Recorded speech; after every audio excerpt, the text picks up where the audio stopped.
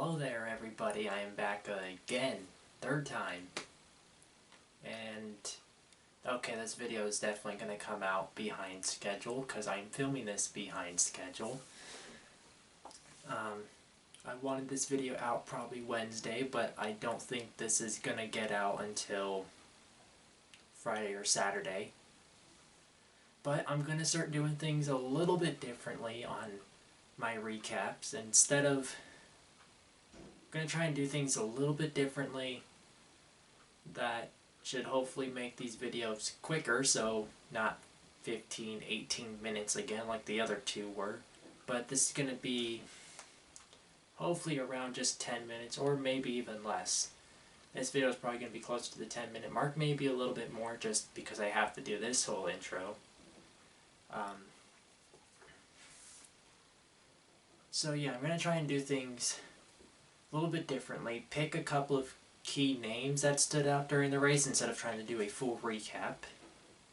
That should hopefully make things quicker for those of you that do not want to watch. But then again, who would want to watch my video for the full length? Who even does that? No, everyone's probably skipping through. They're like, okay, when is this guy going to hurry up and say something interesting? Also by doing things a little bit differently by picking out the key names, I'm hoping that it'll be quicker to edit, and the videos won't be as long, and they probably will not be as boring. I'm hoping. I can't make any promises on that. So, with that out of the way, let's skip to the starting lineup right now. When I decided the starting lineup, it was by the same thing that it was last week. If you guys didn't see, I will be putting that onto the screen. Alright, let's get to the starting lineup now, after we got that out of the way. But Denny Hamlin, he's going to start first. Joey Logano second. Christopher Bell third. Fourth was Kevin Harvick. Fifth, Kurt Busch. Now, one name here, Michael McDowell, sixth. Right now, McDowell's going for his third straight top 10 finish, so is Kevin Harvick. It's a big name there. You got Brad Keselowski is going to be 7th. Now another big name here, Ryan Preece 8th, and Cole Custer in 10th. Remember, Ryan Preece does not have a charter, so he's not locked in. He has to qualify his way in every race. So Ryan Preece is really off to a good season so far. Chris Buescher in the 17, he's going to be starting 12th. Bowman trying to look for a rebound. Blaney, Stenhouse, Almirola, Larson 17th. Bubba Wallace 19th, and rounding out the top 20 here, row 10, was Justin Haley. A little bit further down this list, you guys can't really see it here. We'll get better at this, but Kyle Busch is starting 24th this race. Chase Briscoe 30th, William Byron 31st, Tyler Reddick 35th, De Benedetto 37th. A lot of these bigger names in the back. Let's get back to the video now. Alright, so now with the starting lineup out of the way, what will be appearing on your guys' screen will be the notes page that I had last video. You guys will now kind of be seeing what I am sort of looking at. I'll be putting it up probably this side or that side of the screen. Or maybe it'll just appear directly in front of you. I don't know how I'm going to do things. So first, Homestead, race number 3. This is either week 3 or week 4 of the NASCAR season, depending on what you count the Busch the Clash as. Do you count it as a separate week, or do you count it as the start of the actual, or do you actually count that as the same week as the 500? So either way, we're on race 3. Couple of big things here was Roush Fenn, or actually in the very beginning, just like what was said, you had Logano, Brad, you had Harvick up front. Here, looked like Brad and Logano kind of had an early battle. This race was pretty exciting. They had an early battle for the lead, but big thing I kind of want to bring up here is Roush Fenway. Roush Fenway early on in this race. Yes, Roush Fenway. Chris Buescher drove up through the field quickly. He battled Brad Keselowski, and he took the lead away from him. He kind of almost ran away with it. Keselowski stayed just right there with them the entire time. And Chris Buescher goes on to win stage 1. It's not even like this was during green flag pit stops and he just happened to win. No, his car was actually fast, and I was thinking to myself, Roush Fenway is good again. These past couple of years, they've almost been a mid-pack team, but this looked like Roush Fenway from the earlier 2000s, how they would run up front when they had Carl Edwards and Matt Kenseth. So Chris Buescher goes on to win stage 1. He'll start the fade later in this race, and he'll finish out with 19th. Though Ryan Newman, I didn't talk about him. Ryan Newman seemed to be on the front part of the mid-pack, near the, say, top 15 the entire time. He finishes, he picks up the top 10 this race. So Roush Fenway does finish with a good position, with Ryan Newman being in 10th. Although Chris Buescher did fall to 19th, he did lead a good portion of the beginning of this race, and he went up there to win the stage. Another name we're going to bring up here, the next name on our list, is Kyle Busch. Kyle Busch seemed to struggle early on. He was running 15th, 18th. He was only able to rebound and finish in 10th. I think Ryan Newman finished in 9th. We'll talk about that with the finishing order at the end of the race. But Kyle Busch really seemed to struggle this race. He won the Clash, and these next couple of races did not seem to go his way for things. Yeah, in the 500 he wrecks out. In the Daytona Road Course in week 2, he had a real early trouble and trouble at the end of the race, and today, I mean, he finishes 10th. He got a top 10 out of it, but he did not seem that fast today. It seemed like a lot of big names were having trouble. A lot of big teams were having trouble today. Next up on our list is going to be Team Penske. They led and battled early on between Logano and Brad, just like what I said. Though Joey kind of started to fall behind quickly after he lost the lead to Brad Keselowski. And Logano did hang in there till about the end of stage 1.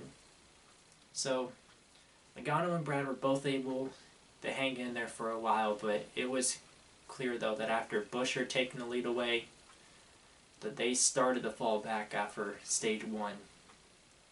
Now, we'll talk about them later. Eric Almirola will end up... This is what happens to Ryan Blaney though, the third Penske car. Almirola comes up, he slides up the racetrack. It looks like he either just slid up the track or he thought he was clear, or something happened. He slid up the track, got into Ryan Blaney, and the both of them wrecked. And that seemed to be I think that was the only wreck we had. I mean, we had two cars blow an engine early in the first stage.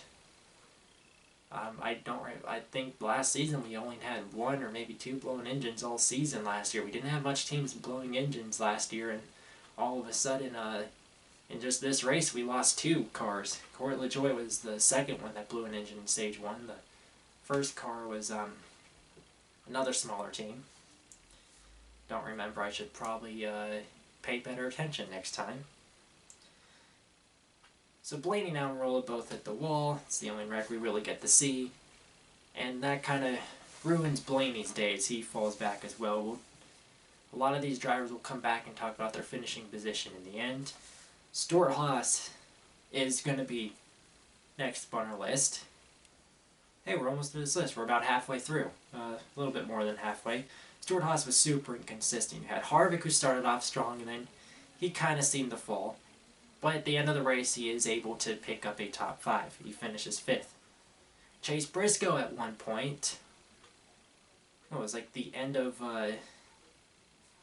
at the end of like stage 1 or near the end of stage 2, Chase Briscoe was running about 20th and even 30th at one point in this race. He'll finish 18th. Eric Almirola, we just talked about with his crash with Ryan Blaney. He ends up finishing the back as well. I should probably have put in his finishing order. You guys can see it right now on your screen, but I cannot see it right now on this little paper that I have. We'll get better at that. We'll get better. Cole Custer had an up and down day. He was Sometimes he was up there near the front of the pack, up in about top 10, top 5 it looked like a couple of parts, and then other times he's mid-pack. He's going to fall big time, finish 23rd. Now we're on the final two big names here for us that we're going to talk about. One of them is going to be William Byron. William Byron's going to steal stage 2 away from Denny Hamlin, who slides up on his teammate Martin Truex Jr. Byron comes underneath them, passes, takes the race lead away. And it seemed like ever since Byron got to the lead, even in stage 3, Byron just dominated. He ran away with it. No car seemed to catch up to William Byron. Byron went on to lead for 102 laps, like is shown on your screen right now. One point in the race, he's trying to get by Martin Truex Jr. Byron's teammate, Kyle Larson, ends up coming in behind, gives him a small little push, it looks like. There's like a bubble of air that pushed him, or he actually pushed him a little bit in the corner, and it seemed to shoot out Byron to the lead, and Byron was able to get away from Truex. Then Larson and Truex really battled it out for second the entire rest of the way. Kyle Larson was able to take away second. So you had Hendrick in 1, 2, and you then had Truex in third. Tyler Reddick, though, is the last name we have to talk about, and this is something we really have to point out here. But Tyler Reddick really didn't play a factor in the beginning of the race. He didn't play a factor till the end of the race. Tyler Reddick started in the back. He quickly moved up to 20th, around 20th, and then his car kind of started dropping off. He quickly got up around the top 20, and that's when his car kind of faded. And then all of a sudden, the last 15 laps, he had one of the fastest, if not one of them, the fastest car on the racetrack in those last 10 laps. And he caught up the Truex, he caught up the Larson. He tries to find a way to get around them. He's just unable to get around them, but it is clear that he is faster. Byron has already extended his lead by about 5 seconds over these two who are battling, and Reddick's trying to find his way by. He's finally able to get by, but it's just too little too late. Tyler Reddick comes up. I mean, once he gets by, he's starting to chase down the time quickly, but Byron still hangs on with that last lap, finishes about 4 seconds above Tyler Reddick, who finishes second.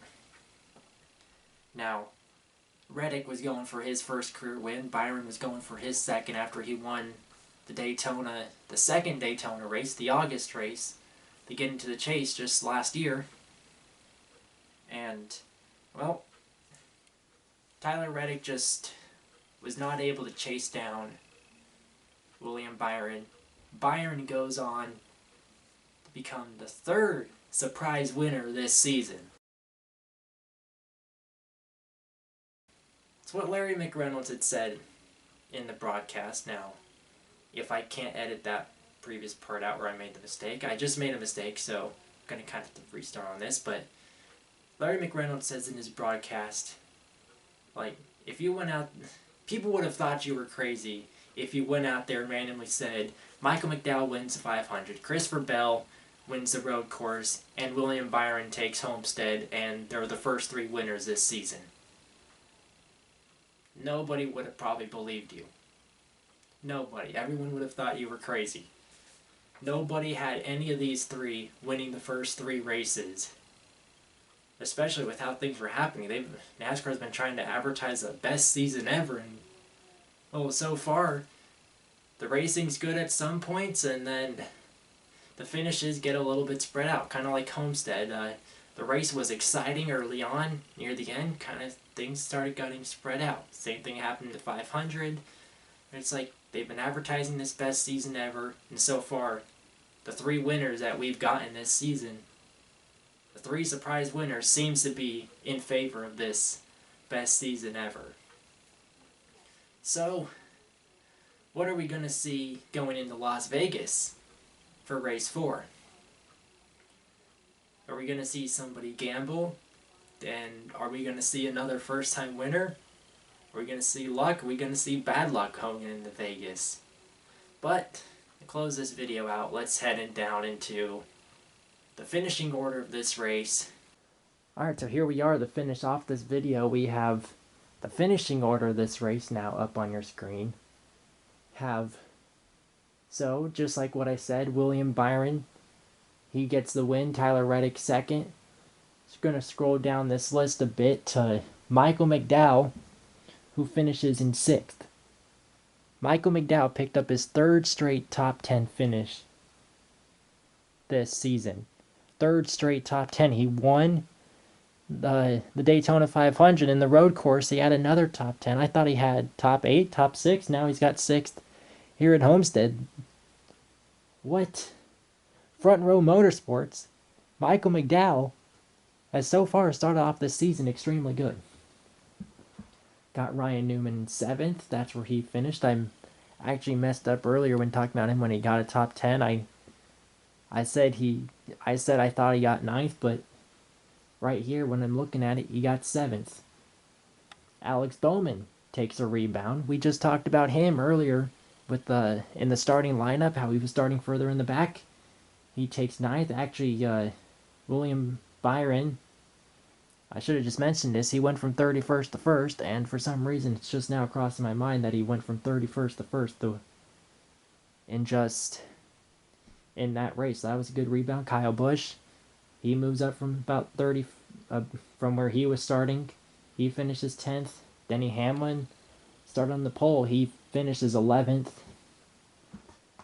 Chase Elliott gets 14th. Keselowski 16th. He faded big time there since the start of the race. Christopher Bell finished 20th. Chris Buescher, who led a big portion of this race, he finished 19th. He led the beginning of this race. Ryan Blaney, after his accident with Almirola, Blaney finishes 29th. 30th was Eric Almirola. And actually, we should probably also talk about Joey Logano real quickly, where he finished this race. So Joey Logano finishes 25th in this race. Team Penske kind of had a couple of good starting spots. You had Keselowski up there, Logano up there in the beginning, and both of them will fade to where I had said they had finished at. That was a big fade by Team Penske this race. Not a good performance. But so far, couple of these standout names here. William Byron, Tyler Reddick, Michael McDowell. Those are the 3 big names from this race. So far, Michael McDowell and Kevin Harvick seem to be trying to continue a trend of top 10 this season to start off. Now, before this video gets too long, we should probably be closing it out now. Probably next race after Las Vegas, I will probably be putting in hopefully the points standings. To avoid this video getting too long, we're just going to have to end it here. And next race, I will be putting that in. I'll be putting in probably about the top 20 in points. We'll see how I decide to do things. And I got to get this video finished and uploaded before it is way too late, because Las Vegas is coming up in just a few days. Alright, we're going to close this out here. Thank you for watching. I don't know how to end this.